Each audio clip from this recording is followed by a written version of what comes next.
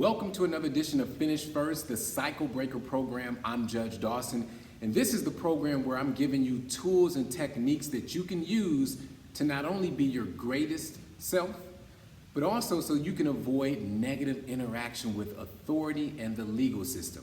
You know, we travel through our lives every day not thinking about the fact that, just one small mistake could cause us to be in front of a judge like me or anyone else, and even dealing with authority in a way that could jeopardize your goals and, even more importantly, your future. So this program is aimed at giving you the tools and techniques so that you can avoid negative interaction with the legal system.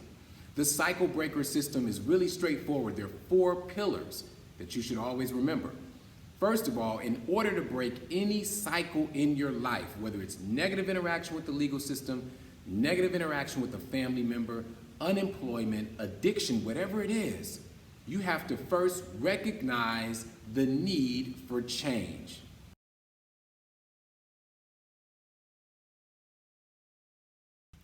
What is it about your circumstances, your situation, or even your community that you want to change? Something that really bothers you, that gets you up in the morning motivated or tossing and turning all night long. That's a clue into something that you care enough about that you want to affect positive change. So number 1, recognize the need for change. Number 2 is to then commit to making the change.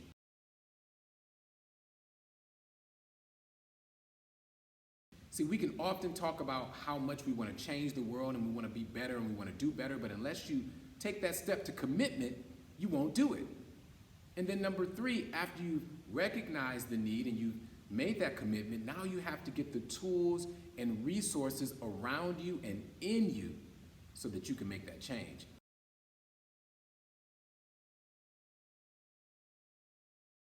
That could be education, that could be reading a book, that could be school, that could be a mentor or a trainer. So whatever it is, figure out what resources and tools you need so that you can move to the level from just talking about it to being about it. And then the 4th pillar is that you then have to hang in there when the going gets tough.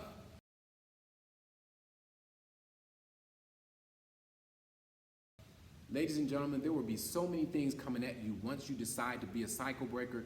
That's when it gets hard. But that's when you have to recommit, and recommit again so that you stay in the position to break those cycles. So it's the grit to hang in there when temptation comes, when you get discouraged, when you get depressed, or when you get sad. That's how you break the cycles, those 4 steps. Now, in addition to just talking about being a cycle breaker, we have to talk about specific tools that you can use, and that's what these short workshops are based on, giving you those tools. Today, I want to talk to you about grief. Grief. In many communities, grief is a dirty word. No one wants to admit that they're sad. No one wants to talk about sadness or depression. In fact, there are certain areas and certain times that maybe you grew up in where showing that you were sad or even crying was a way of being vulnerable to the point where it could have been dangerous. Like maybe you grew up in a neighborhood where if you cried, you were no longer tough, and then maybe you would be picked on. Or maybe you grew up in a situation where your parents told you, you better not cry, or I'm gonna give you something to cry about. All of those things have built in us this resistance to acknowledging when we're sad or when we're depressed or when we need a shoulder to cry on. But I'm here to tell you today that grief is okay, and not only is grief okay, grieving is a part of the natural process of being a human being. So I want you to walk away today knowing that it is okay for you to be sad. I don't care if you're the toughest man in the world. I don't care if you're the biggest boss lady around. It's okay and it's natural to be sad. I mean, think of it like this. We are human beings. We are the most beautiful, yet at the same time, most complex of the creations. Whether you believe in God or whomever, you know you were created, right? You just didn't appear here. And imagine just how complex you are on the inside. Your respiratory system, your cardiovascular system, all those big words and big names basically tells you that there's a lot going on inside of you. So with all that going on inside of you, you think it's then uncommon for us to be emotional? No, it's not. It's natural. And in fact, emotions are a normal part of our existence. Just for a moment, think about all the emotions you felt today. From the moment that you woke up to right now while you're watching this video. Maybe even jot down all the different emotions you felt. Maybe you were angry about something. Maybe there was pain. Maybe there was sadness. Maybe there was joy, overwhelming joy. But that just shows us through the course of a day, you go through hundreds, if not thousands of emotions. So it makes sense that sometimes the emotion will attach to sadness. So today we need to understand that grieving and having grief is a natural part of your existence. And in fact, I'm gonna tell you how it'll make you stronger. Grieving will make you stronger because it's almost like working out. So imagine that you're working out, you're going hard, you're trying to build your muscles, but you never sweat. You never sweat. So you're never releasing the toxins that are on the inside of you. You're never releasing the energy that's negative that needs to come out. The same thing applies to you and your grief. It's okay to cry. In fact, it's necessary to cry because you want to get the toxins that are on the inside out of your body. Not only physically, but emotionally. You cannot hold on to all those negative and depressing and sad feelings and expect your body or your life to grow. And the way that we're built, it's gonna come out one way or the other. So either it's gonna come out because you're letting it out, you're acknowledging that grieving is okay, or it's gonna slip out when you least expect it.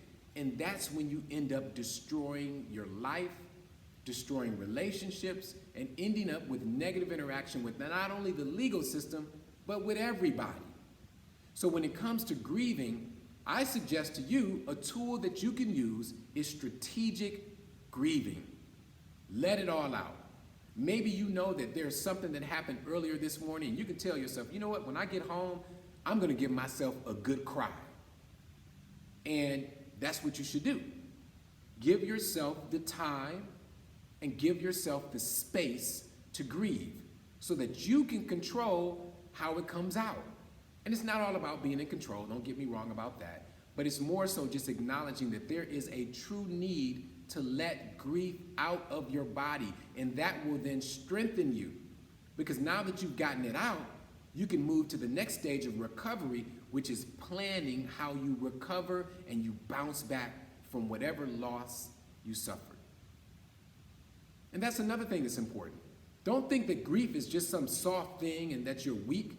Instead, grief occurs when there's a change in circumstances that you didn't expect. If there was something that you expected to happen and it didn't happen, you grieve. If there's a loss that you didn't expect to occur and it occurs, you grieve. Think about it. If you lose a penny, you're gonna look for it. Imagine if you lost $10. You're gonna look a little longer. Imagine if you lost $100. You're gonna be upset. And in fact, you're gonna look so much, you're gonna look in places that you weren't even at. You're looking under couches that you didn't sit on. You're looking behind chairs that you never even looked at. So ladies and gentlemen, grieving is natural, but what it does is it sets you up for the ability to plan your recovery. So don't let anyone tell you that being sad is soft or you shouldn't cry. I'm here to tell you today that you can use that grief to your benefit. It's gonna happen anyway, because if you hold it in, it will explode. So instead of holding it in, let's strategically use the grief to our advantage. Let it go. Let your body release. It's almost like taking a deep breath in and exhaling all the anxiety, stress, and negativity out of your body. Allow yourself the time to grieve and realize that it is okay to grieve. You don't have to hold it in. You don't have to protect yourself from anybody. And if you do, because you are human and you could be in a situation where you need to protect yourself, if you feel that way, move away from that person, that place, or that thing. Because you don't have to exist in an area or a lifestyle where you're always on guard. And if you do, if you're there, plan your exit. See, it all boils down to our ability to plan, right? You plan your exit so that you can then live your life how you're supposed to live your life. Being happy, setting goals, grieving when it doesn't happen the way you want it to happen, and recovering and continuing to move on. So you have to be in a safe space for all of that to happen, for the grief to occur, for the recovery to occur, for the planning to occur. So ladies and gentlemen, I stopped by to tell you that it is okay to cry. It's okay to be sad. It doesn't make you a bad person, and most importantly, it doesn't make you a weak person.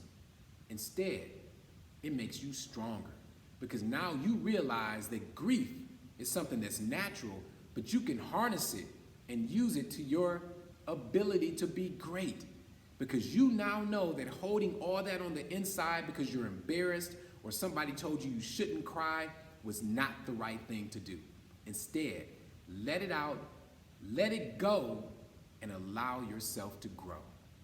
All right, ladies and gentlemen, that's my short message for you today. I'm Judge Dawson. This is the Cycle Breaker program, where I won't hold you long, but I want to give you tools and techniques to keep you from getting wrapped up in this legal system, and even more importantly, from destroying something that's important to you: your life, your freedom, your relationships, or even your opportunities. So until next time, I'm coming to you from the Yoga Lab, my beautiful studio in Cleveland Heights, where we yoga, meditate, and move, and leave you with namaste.